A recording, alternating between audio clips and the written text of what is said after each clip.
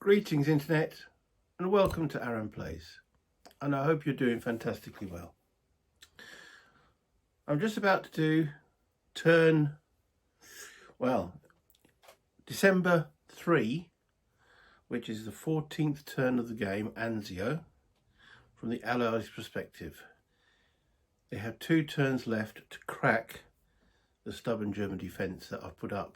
So the Allies, who I'm playing, against the Germans, who I'm playing. So it's been a tough haul. No real progress has been made by the Allies after they've taken the 4th victory point then, and they need 5. Let's go down to the map and see what's going on.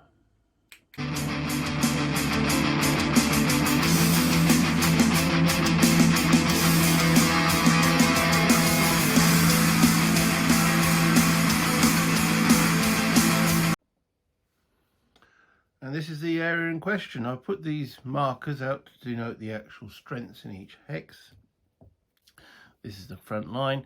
However, there are potential beaches behind the behind the German line, if Schaeff deem it necessary to make that second invasion. There was a little bit of concern on my part where actually Anzio was located, because there's a little bit of land on here and there's 2 towns. I wasn't sure, but consulting the rule book, a fellow YouTuber pointed out that it's in the appendices and it's actually in that hex there. So we're starting the Allied turn, as I say, 14. I've encroached a little bit on my playing space. See, there's my dice tower, and over here we have the charts and tables and the foot of my light source. Hello, light source. All the way up there. Where's it going?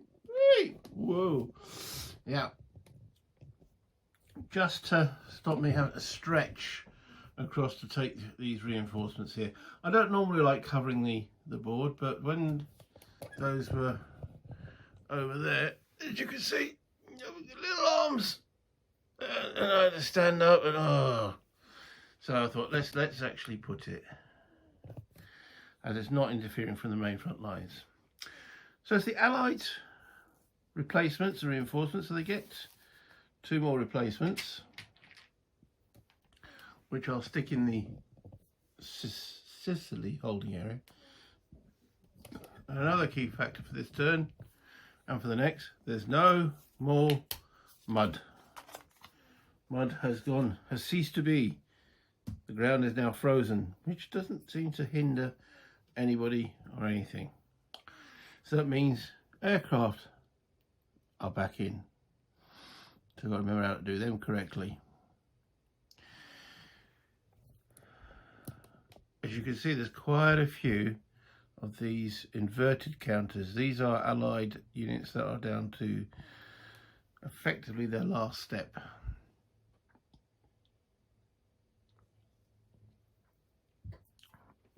So the next thing I've got to do is to see, and this is self-imposed stipulation, if there will be a second landing.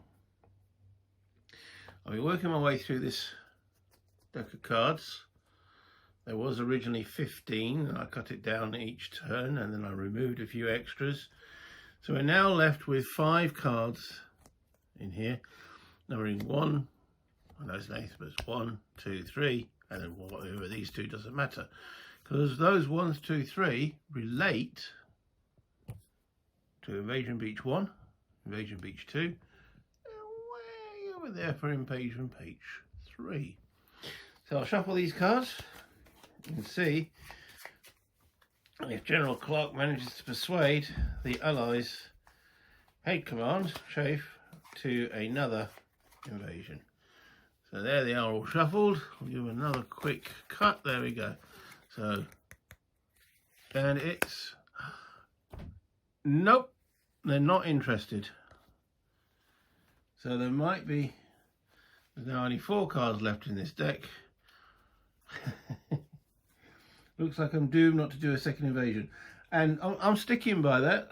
I know maybe on the play table it'll be more common sense to do the invasion, but the whole point of it was to surprise me.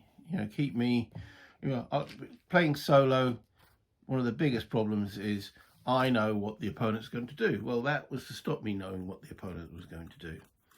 It's also managed to keep a few allied units out the front line, and the Germans having to garrison those beach areas respectively. However, obviously it's made it pretty tricky for the Allies to make any form of headway against that front line. But that's the necessity of keeping me in suspense. So what to do now? Well, we're going to have to pull those green counters out of the front line.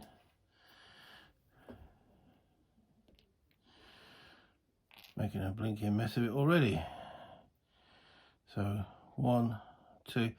They can take replacements once. There's no mud cost now, so that's literally on the clear. Crossing the hex side is what the terrain cost is. So that's 1 onto the road, 2. And they still have to obey stacking restrictions. So we have 3 there.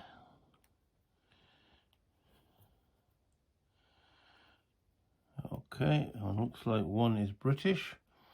No, they look like they are both British. So let's bring in 2 British replacement counters into Naples, into here. Keep them correctly inverted for the time being.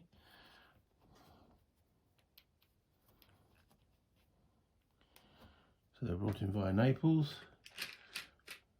And as I have been doing, I'll put a grey cube to remind me that they're taking replacements.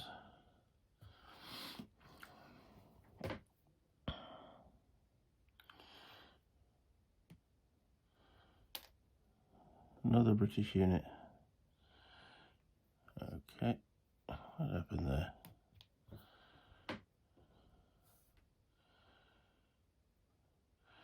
Well, that's great, isn't it? It bounced. Where did he come from? Okay, we know he was sitting on the road there, so he's going to go back 1, 2, 3, 4, 5, 6, 7, 8. I don't know where this unit bounced from.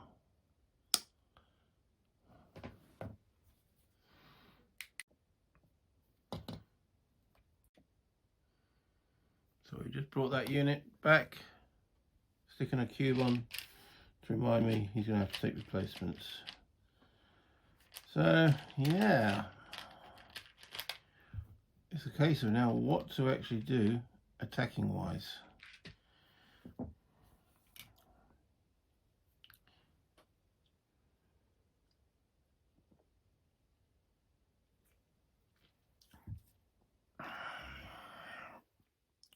Gonna get this dude out the front line.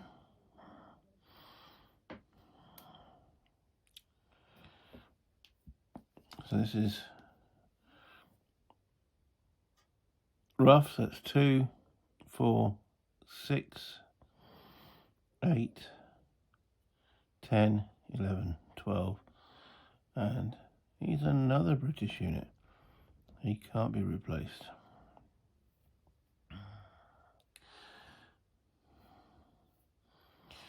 So defense wise, this has got a defense of 27. This has got a defense of 12. This has got a defense of 12. 24.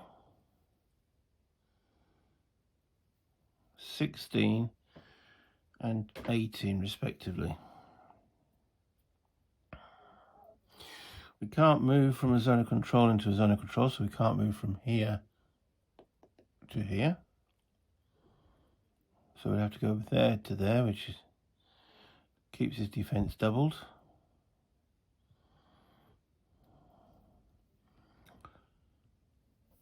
We're running out of steam, dudes.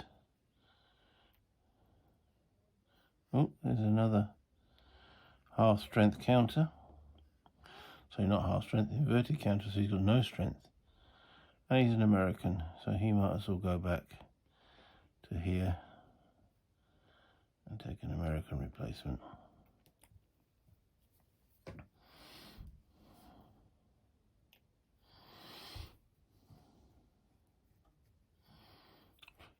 We're going to try for this purple dude.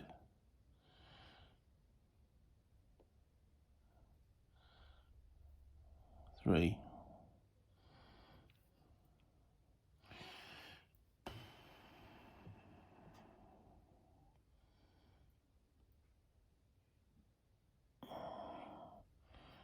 And one guy in from the Sicily.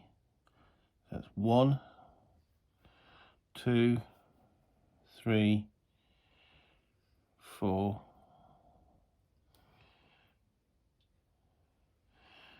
So that is 4, 5, 6, 7 stacking. That's the maximum stacking in that hex.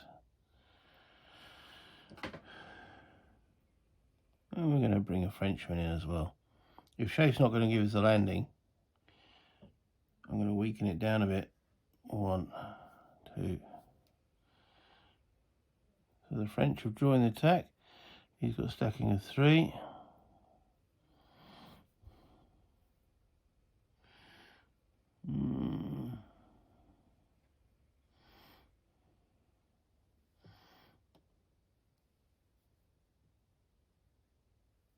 Four.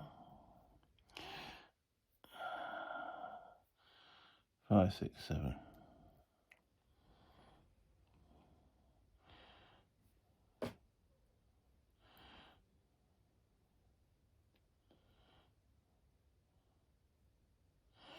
As I said in prior video, I do not think I'll have this allied stacking rule. It is very restrictive.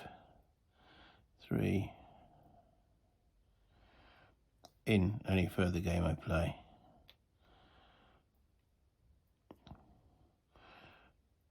2, 4, 6. That's 3.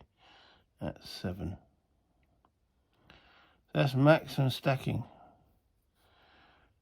How much am I actually attacking with? 3, 4, 5, 6, 7, 8, 9, 10, 11, 12, 13, 14, 15, 16, 17, 18.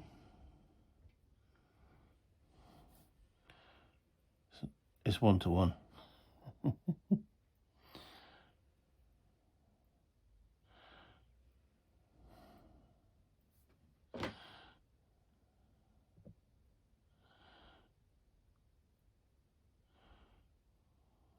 Two, 4, 6. I think we're going to have a series of 1-to-1s again.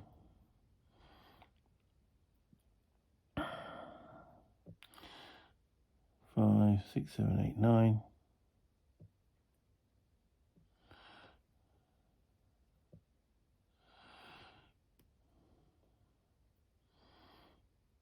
Ten, 11.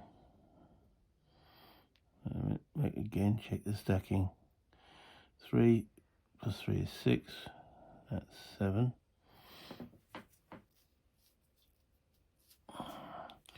And that New Zealand unit, absolutely massive. He's taken some severe losses though.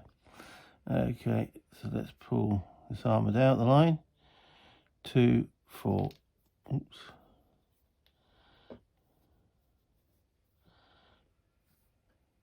2, 4, 6. So he'll be worth 4. The other arm will be worth 3. No, can't stack those two. They're too big. My bad. Blimey. Right, so let's not put him in and bring these two out. 5, 6, 7, 8. But again, I think they're both British. So it's 3 plus 4 from the armour, because she's down 1 because of the rough. 4 plus 3 is 7, 8, 9, 10. 11, 12, 13, 14, 15. So that's going to be another 1-to-1. I can't see being able to hit anywhere else on the front. Anywhere, oh, for Pete's sakes. Tweezers are better than fingers, but sometimes tweezers cause more havoc. Yeah, I'm going to have to fall back. I don't really want to do any attacks along here. Just don't have the strength.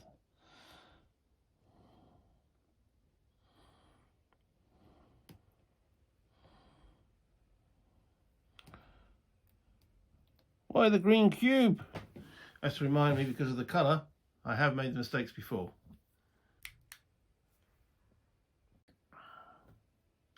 So that ends the movement. Let's get rid of these. Spend those replacement points.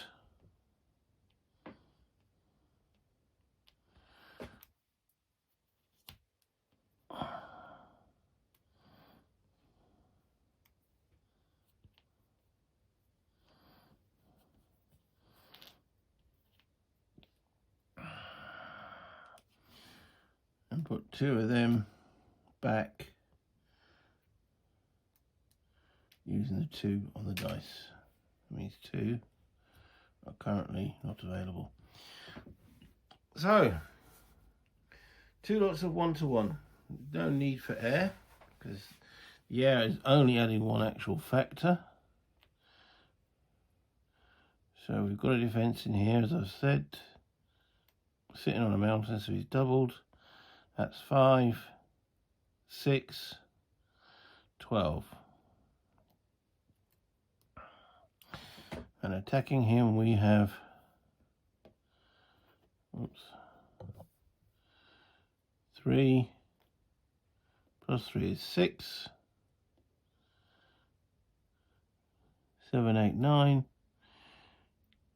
10, 11, 12, 13, 14, 15, 16, 17, 18. 1-to-1. And we rolled a 4. 1-to-1. Bring this in front here. 1-to-1 with a 4. Allies retreat. Germans take a step loss. If the Allies had taken a step loss, it would have been double. But only causing 1 step loss isn't enough. It's got to be on the largest unit though. So this 16th Panzer.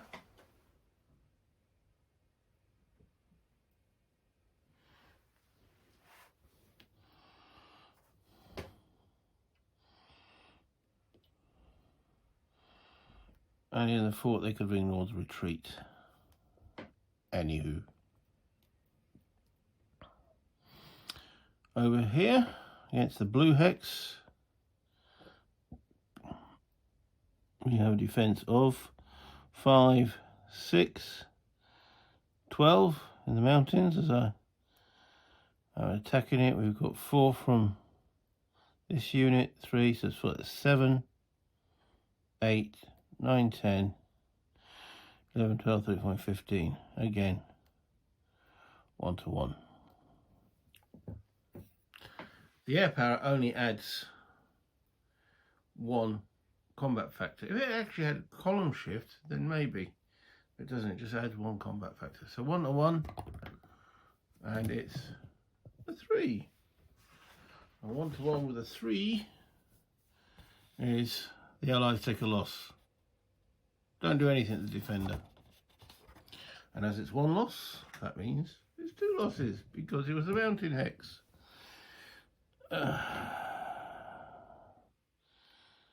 Largest unit, so that is the 7th Armoured.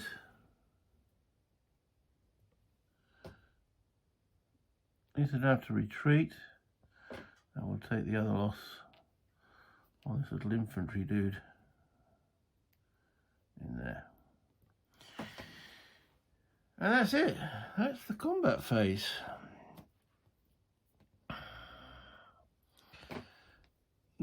Effectively going nowhere. They needed that other invasion, but it didn't happen.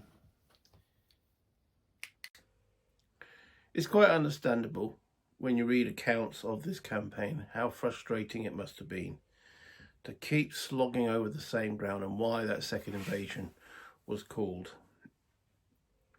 and definitely required. It hasn't happened for the Allies in this game, so they are continually trying to attrit the Germans, but they're attriting themselves even more. But anyway, next up will be the German turn 14. So join me for that. Until then, bye internet.